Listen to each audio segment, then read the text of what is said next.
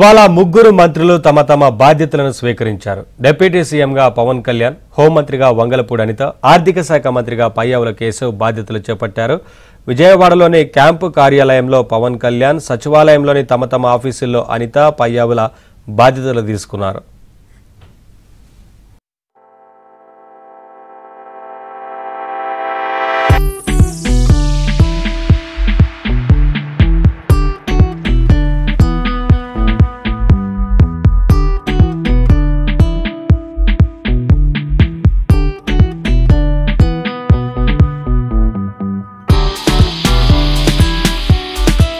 పయ్యావుల కేశవ్ బాధ్యతలు చేపట్టారు.